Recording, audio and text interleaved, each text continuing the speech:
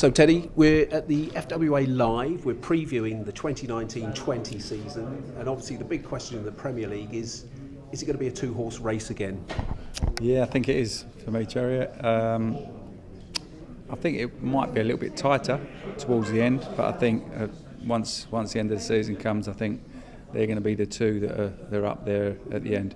I think Manchester City are by far the best team for me in the country, and Liverpool are not far behind them. And then it's a couple of also-rans after that for me.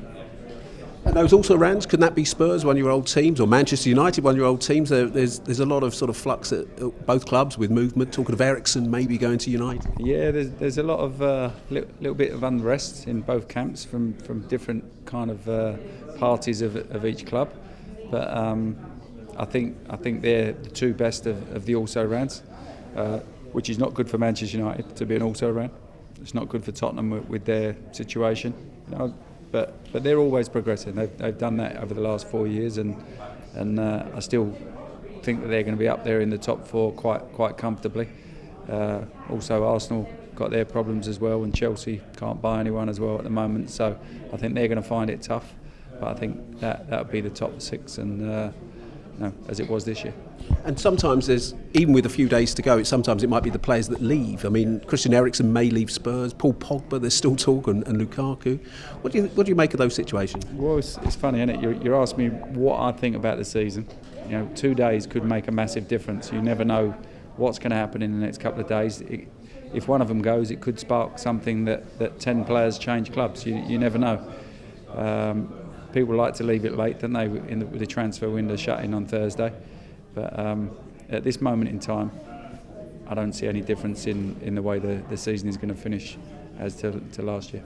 Paul Pogba, the situation with him at United, is that healthy, or do you think they really need to make a decision there? Well, the decision is he's got a contract, and he'll be seeing it out unless someone else comes in and pays big money for him. That's exactly the way I've read Ollie's chat, and rightly so. He's a top player. Whether I would stick with him or not is a different matter. I would, if it was me in charge. I think there's been too much unrest with the guy. I think there's a lot of unrest with the supporters up in Manchester. So I would wipe my hands with it, get as much money as I could, and get him out and replace someone and go from there.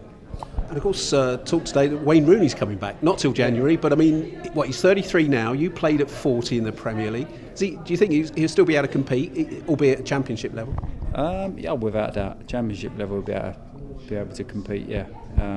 He's not coming back till Christmas, so he's got another 4 months to play over there. But yeah, I don't see any problem why he won't be back over here and setting the Championship alight, to be honest. And of course, he's looking at a coaching role as well. Do you think that's something you can see him moving into?